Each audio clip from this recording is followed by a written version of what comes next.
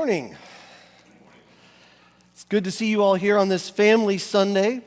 In addition to the video, we got some other things we're going to do with this sermon. And so if you got a young person with you and they grabbed one of those packets, kids, I want you to get out those wiki sticks if you haven't already, because you're going to actually do something with those as part of this sermon. And I have a few with me, and I noticed there might have been some that might have missed out on them. So here you go. And might be a few others, it seems, who could use them. You guys can share. So, yeah, definitely. Sir, you guys, you need this, okay? You're gonna have to want this. So, being the youth minister, it's not often that I get to pick on some of the teens. Usually it's them giving me grief during my lessons. So I'm going to start out at the beginning this time. We're going to be in Matthew chapter 2 the whole time. So if you want to go ahead and turn in your Bible there to Matthew chapter 2 and just hold on to that. And I want to ask you a question while you're doing that. I want you to think about for just a moment. Have you ever planned a trip and then when you tried to go on that trip, everything went wrong? And I'm already hearing some chuckles because most of us have had a similar experience where you tried to go on a trip and it just did not go right. The one for me that I always remember was a time when I was in college and over our spring break, I joined in on a trip where we were going down to Mexico and we were helping other youth groups. We were leading them in building houses for poor people there. And this was right before Easter is where it landed. It was the week before. And so we leave our college in Lincoln, Illinois and drive 3 hours to O'Hare. And already, if you have been to O'Hare Airport, you already know it's not going to be a good experience. And so we get there, and of course, there's a big storm, and a delay, and another delay, and another delay. And by the end of it, we spent 18 hours in O'Hare waiting for our flight for the next day because the college bus that drove us there would not drive back 3 hours to pick us up, to drive out 3 hours, to drive 3 hours back again. So we got to spend the night in O'Hare. This was before they give you vouchers to find a motel. Didn't do that back then in 2002, apparently. And so they said, oh, well, we have this area basically in the basement of O'Hare where we have a bunch of cots laid out. You can lay down there if you're tired. I don't recommend it. Better just to sit up in the very, very uncomfortable chairs. It's a lot better. So that was just the beginning, though, because then when we finally did get down to Mexico, our leader forgot to tell us that this is Mexico in March. And at night, it gets down below 40 degrees, and we're out in tents. So it's freezing. Also, because of the delay and how the flights all arranged themselves, none of our luggage arrived where it was supposed to.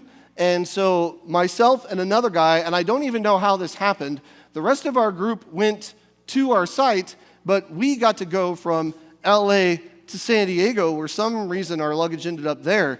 And we had to find everybody's luggage by matching up the barcode tags because nobody actually put their name on their bag because, a bunch of college students not thinking. So we had to go through the lost luggage and searching for bags based on barcodes. Then we get down there and it's raining as we're trying to set up our tents around 9 o'clock at night. And also our campsite was in a bit of a dip. And so all the water was coming down where we're trying to put up these tents. And if you ever tried to put up a tent in the rain, you're going to know right away, everything you own is now wet.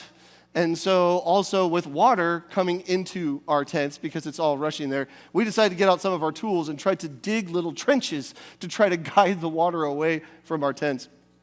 And so, of course, we're freezing, we're cold, we are tired. It's just going awfully. And then the next day, we start our projects. And, of course, the groups that we're leading are youth groups with parents and teens. And the parents, I had done this trip before. I know how to build these houses. And there's a specific process you're supposed to follow. The parents didn't think I knew what I was talking about because I was a dumb college student. So they didn't want to listen to me. And there's one very important piece of these houses because they're covered in stucco on the outside. And if you've ever worked with stucco, similar to concrete, you have to have a very tight backing and a very tight set of chicken wire along the front so that the stucco, when you slather it up, it has something to hold on to. If any of those pieces are loose, it all just flops to the bottom. I remember a mother specifically telling me I'm being ridiculous. You don't need to pull it that tight. And then when we got to the last step of putting the stucco on, what happened? It all just slopped to the bottom. And the mother then, I remember her specifically saying, "Wow, I wonder why it's happening." "Oh, I don't know. Maybe because it's not tight enough." So then we head back. And in our flight in LA, gets delayed again. And so we get back to O'Hare late. We miss our bus. And so we have to find another bus to get us back, get back late. And then I get to drive 3 hours with a friend of mine because I didn't have a car. And so I got to go home with him for Easter. And so I got to spend Easter with my friend, driving another 3 hours to his house. And that, consequently, was the weekend where I learned to drink coffee. And it was a wonderful experience. And the whole time I was thinking, "God, what are you doing? Why?" I was trying to serve. I was trying to do the right thing. Why are you doing this? And maybe you've had an experience similar to that, where things just don't go right, and you're like, "What is happening? Why? God, why? Why?" And God's response usually is, "I'm doing something. Just trust me." You know, looking back on those crazy times, you probably, if you've had an experience like that, you look back and you kind of chuckle at the situation now. And maybe even have some good memories. I have a good memory of O'Hare security. Didn't like the fact that a friend of mine and I were so bored that we got out some wadded socks and decided to play catch at the terminal. And apparently, that was a major problem, because 3 security guys came up to us and said, "You can't do that here. Stop it. You're causing problems." We were like, "Sure. That's the problem the airport has, is socks." Now I look on that and I laugh. And I learned a lot on that trip. I learned a lot of things. I had a lot of great experiences despite the bad ones. Let's look at Matthew chapter 2 now. Kids, I'm going to have you build something for me. I'll show a picture of mine in a little bit, but I want you to start making something out of your wiki sticks. I want you to try to make a sword, okay? Don't stab your dad or mom with it. Make a sword. Yes, a sword. The stabby kind of sword, okay? Just start working on that. We'll get to that in just a second. If you have your Bible out, read along with me, Matthew chapter 2.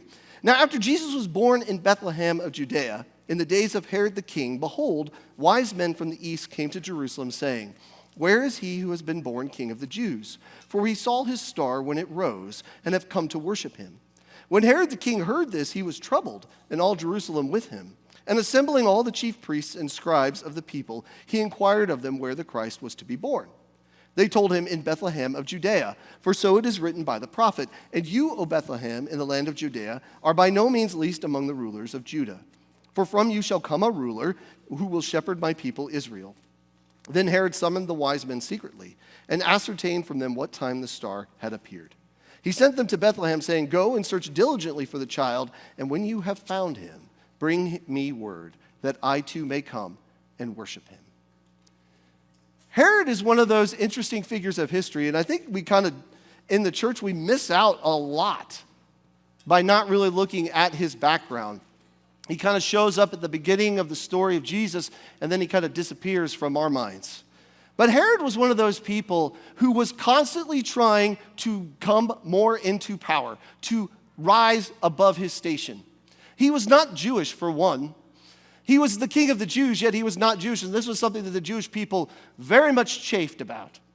Herod came to power basically because he bribed a man you might have heard of, a guy named Mark Antony. He said, "I'm going to give you a bunch of money if you support me coming to power in Judea." And so he did, and they actually became quite good friends. Now later on, Herod is constantly having to fight to maintain his power. The Jewish people don't like him, so he's constantly dealing with rebellions, but he's also dealing with problems within his own family. Due to people trying to take power from him, he had several of his own sons executed, his own wife, and his mother-in-law. I don't know which one, the wife or the mother-in-law, was first. I forgot to check that. But as I was thinking about it, I was like, I wonder which one came first. And so he is constantly fighting to maintain his power. In fact, he even ran into another person you've probably heard of, a woman named Cleopatra, who was quite close with Mark Antony. And she came in and she had a habit of going into places and asking Mark Antony, you know, that kingdom has those 2 towns near Egypt. I want those towns.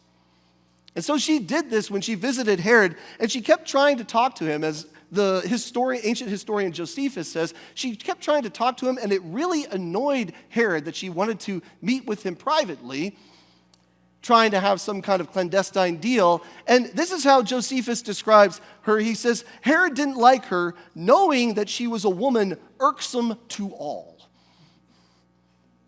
I just love how ancient historians describe people. Irksome to all. Have you ever described anyone as them being irksome to all? Any teens, you have a teacher next time that's really annoying you, tell your friends, man, that math teacher is irksome to all. See what kind of reaction you get. And so Herod, finding Cleopatra irksome, did what he always did. He thought about having her assassinated. He called up some friends and said, you know, I'm thinking about killing this lady. She's really annoying me. She took some of my towns, and she keeps trying to talk to me, and I don't want anything to do with her. You know what else? This kind of sounds like a teenage drama? Ew, she keeps talking to me. Who does she think she is? And his friends say, that's not a good idea. And he says, well, you know, it would be really good. Nobody likes her, and she's constantly making Mark Antony do things that aren't good for him. I bet he would be really grateful if I took her out. And his friends said, no. You forget, Mark Antony really likes Cleopatra. In fact, we're still talking about it to this day, 2,000 years later, how much he liked her. And they're like, if you do that, he's not going to care what your reasons were. He's going to take you out. And Herod's response was, oh, okay, I guess you're right. Now, by the time the wise men come to Herod, he's reaching the end of his life. At this point, he has basically stabilized his power base, and yet now he's dying. He's dealing with dementia and paranoia. He's dealing with the fact that he has constant tumors all over his body, and he is dealing with a problem called necrosis. I didn't know what necrosis was before I started studying for this sermon. Some of you in here do. Maybe you're in the medical field and you've seen pictures. I looked up pictures. I don't recommend it. But basically, necrosis is when blood flow stops happening towards certain parts of your body, and that part of your skin and body just dies, but hangs on. So he's dealing with all these things when the wise men show up, when he's finally in control. And they come to him and say, we're looking, King of the Jews, for the King of the Jews.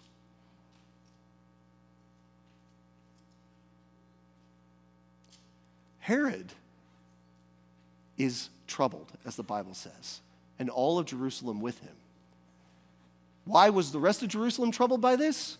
Well, because Herod had a habit of not just killing people who tried to take his power, but killing anybody who was related to those people in any way, shape, or form.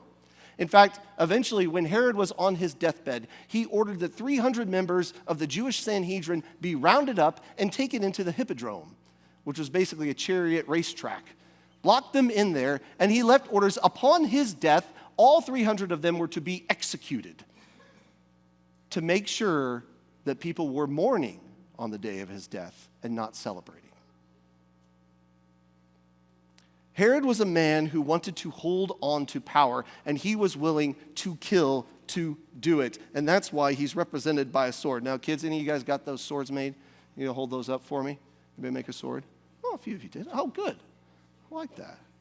Mine, I was trying to go for like Legend of Zelda Master Sword, and it ended up looking like Raphael Sai from Ninja Turtles. But that's okay.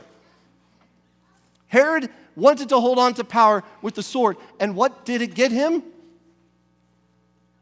Ultimately, he died. His power came to nothing.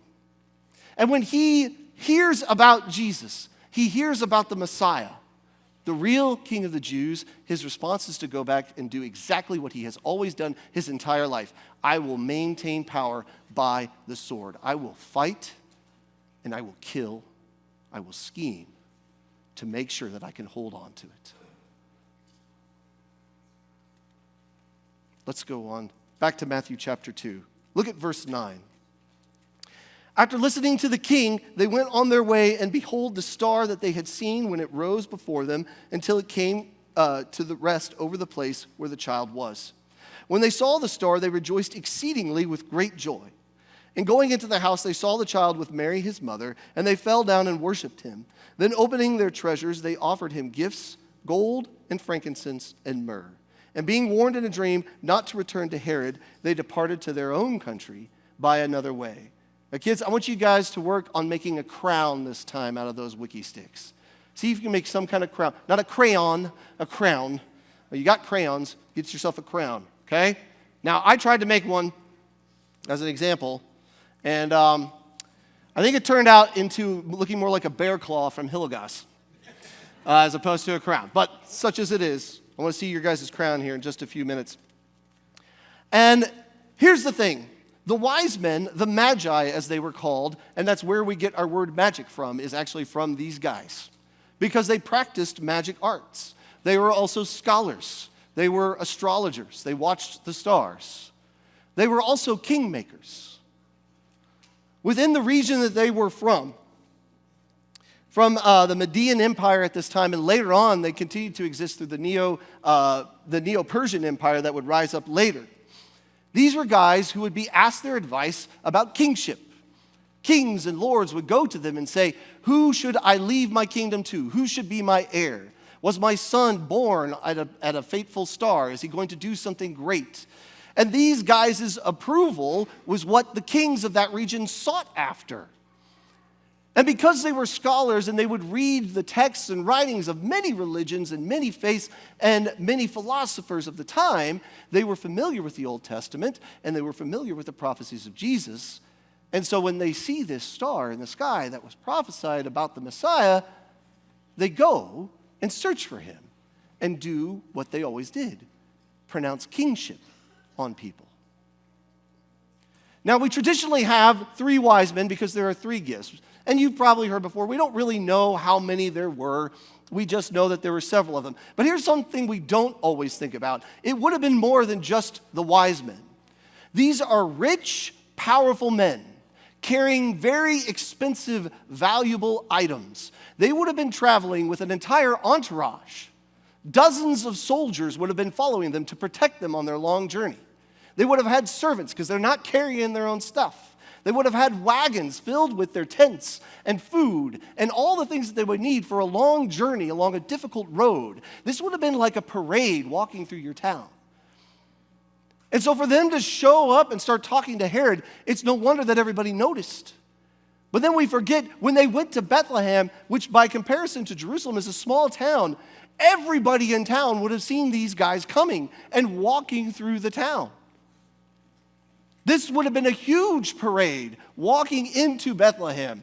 And before they got to Mary and Joseph's house, there probably would have been a huge amount of people following this group, seeing where they are going to go. So it wouldn't have just been the wise men showing up to Mary and Joseph's house. It would have practically been the entire town coming to the carpenter's house along with his wife and newborn son. And so they bring out these gifts, which would have been carried in boxes that would have been probably just as valuable as the items that they contained. And they bow down and worship Jesus, and they crown him a king. Kids, you got your crowns? Did you make them? How'd they turn out? Are they a little better than mine? Seeing one's pretty good. Okay, yep, we got some good. Some that look like sombreros. Doing a little better. Okay, good. All right. They crowned him king. They worshiped him. And then they turned around and went home. I just saw a tiara. Oh, good job. They turned around and went home.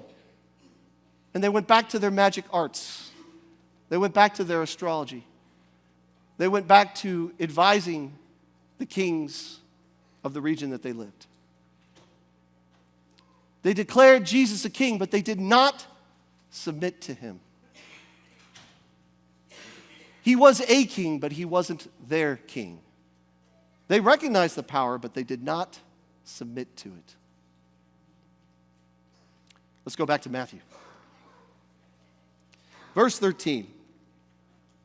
Now when they had departed, behold, an angel of the Lord appeared to Joseph in a dream and said, Rise, take the child and his mother and flee to Egypt and remain there until I tell you, for Herod is about to search for the child to destroy him. And he rose and took the child and his mother by night and departed to Egypt and remained there until the death of Herod. This was to fulfill what the Lord had spoken by the prophet, Out of Egypt I called my son. Then Herod, when he saw that he had been tricked by the wise men, became furious, and he sent and killed all the male children in Bethlehem and in all that region who were 2 years old or under, according to the time that when he had ascertained from the wise men. Then was fulfilled what was spoken by the prophet Jeremiah. A voice was heard in Ramah, weeping and loud lamentation, Rachel weeping for her children. She refused to be comforted because they are no more. But when Herod died, behold, an angel of the Lord appeared in a dream to Joseph in Egypt, saying, Rise, take the child and his mother and go to the land of Israel, for those who sought the child's life are dead. And he rose and took the child and his mother and went to the land of Israel. But when he heard that Archelaus was reigning over Judea in place of his father Herod, he was afraid to go there. And being warned in a dream, he withdrew to the district of Galilee. And he went and lived in a city called Nazareth, so that what was spoken by the prophets might be fulfilled, that he would be called a Nazarene. Kids, I want you to work on another thing. I want you to work on a hammer now. See if you can make a hammer out of those wiki sticks. This hammer is going to represent Joseph. Now, I kind of feel like sometimes Joseph gets not enough credit. There recently was a comedy sketch, and they were kind of making fun of basically kind of nativity plays, and sometimes they can be kind of bad. And there's Mary and Joseph and a baby Jesus and the wise men, and an angel shows up. Some of you already know some of where this is from what this is from, because you've probably seen the sketch by Nate Bargatze where he's General Washington. He did one recently where he's an angel, and he comes out and he says, we're going to sing many songs in the future about Jesus and Mary and the wise men. And Joseph says, and me too, angel? And he says, there will be many songs, many, many songs. There are no Joseph songs. We don't sing about Joseph. And that's not necessarily a bad thing. I mean, the focus is on Jesus, as it should be. But we have to remember that Joseph definitely played a major role in the birth of Jesus. And the first thing that he did was that he was faithful to God. Most of you probably know the story. Joseph is going to be married to Mary. He's engaged, and in those days that was practically a marriage that would have to be ended by divorce. And when he finds out that she's pregnant, he decides to divorce her quietly. But an angel appears to him and says, no, what's happened to her is because of God. You need to marry her. And so he does. He submits to God. Kids, how are those hammers turning out? You guys got some hammers? So a lot of times we call Joseph a carpenter, but actually the word that's used to describe that actually is would be better stated as a construction worker or a mason. There's not a whole lot of wood in Israel. Not a lot of trees. He would have worked more with stone than when he worked with wood. And again, we see Joseph as he's submitted to God because of marrying Mary and then going to Bethlehem. Now he receives a message in the middle of the night, you need to leave right away and go to Egypt. I don't know if you've ever traveled with an infant, but even in the best of circumstances, it's not very fun. And here Mary and Joseph pick up and leave right away in the middle of the night. This would have been a very dangerous choice, but Joseph submits to God and does what he says. And they go to Egypt, and to our ears sometimes this might seem a little strange because, especially if you've grown up in the church, you hear lots of stories about the Jews leaving Egypt, how Moses led the slaves to freedom, away from Egypt, the one that was oppressing them. But by this time, 2,000 years later, there's a huge Jewish population in a city in Egypt called Alexandria. There would have been close to 1 million Jews living in Alexandria at this time. And so Mary and Joseph traveling to Egypt, it wouldn't have been a place where they were alone. They would have immediately been able to find people that they could relate to, that they could receive help from. But it still would have been a difficult and dangerous and upsetting journey. Whenever you go into a new place, maybe this is just me, but I have this constant tension because I don't recognize anything. The other night, I was traveling home from a friend's house with my family, and we were driving along the roads, and it was dark. There weren't a lot of street lights in the area we were in, but I wasn't worried because I knew the road. I was familiar with everything around me. Even in the dark, I could recognize features. I knew when a turn was coming up, even if there wasn't a bright light to point that turn out. In a couple places, some of the signs were removed, probably because of somebody sliding into them. But when you're in a new place and you don't know anything, there's this constant tension because you're not quite sure. You don't really know the area. And this would have been Mary and Joseph, despite the fact that they were going to a place where they could have found community very easily. It still would have been new. It would have been different. There would have been a lot of uncertainty. And yet Joseph trusts in God, and he submits to God. Now later on, God comes along and he tells Joseph again, Herod has died, go back home. And so he does, fulfilling prophecy. But even that, God was doing something. Herod, when he died, he had those 300 people, the Sanhedrin, in the Hippodrome. And here's one of the big ironies. One of them executed, but when he died, his sisters stepped in and said, no, let them go. And so they were all released. All his scheming came to nothing. But also, before he died, in his will, he decided that his kingdom would be divided into two, Judea in the south and Galilee in the north. And two of his sons, Archelaus and Herod Antipas, were supposed to inherit. Herod Antipas was supposed to, according to his will, receive Judea in the south. And Archelaus was supposed to receive Galilee in the north. Yet during his death, he demanded that it be switched. So that Archelaus got the south and Herod Antipas got the north, where Nazareth was. And so it was. And Archelaus took a lot of notes from his dad, apparently. Within the first couple years of his reign, he executed over 3,000 Jews because they dared question his appointment as king. Now, Herod Antipas wasn't much better, but he wasn't nearly as violent as his brother. And so Joseph and Mary moved to the north into Galilee and settled in Nazareth. Once again, fulfilling prophecy. I don't know. We have no record. I don't know if Joseph at some point said, God, what are you doing? First you send me to Bethlehem, then you send me to Egypt, then you tell me to leave Egypt, but we can't settle back in Bethlehem. Things are pretty good in Bethlehem. We kind of build a life there. But no, we can't go back there, so now we got to go up to north. We got to go to Nazareth. Did he ever question that? I don't know, but it doesn't really matter because what was ultimately true was that he submitted to God's power. When he encountered God, he submitted to him. See, that is so true today it is as much true today as it was back then. There are really only three responses that people can have to God. When you encounter God, you can say, just like Herod, I want to hold on to my life. I don't need you. I'm in control. I've got this. I can decide what's best for me. I can do what's best for me. I'm the one in control. And I will fight to maintain that control. Or you might be like the wise men. You might recognize, yeah, God's pretty cool. Jesus is pretty awesome. He's done some cool things. He's got some good teachings. But you know what? I'm just going to keep doing my thing. Yeah, he's great. He might be good for you, but I don't really need him.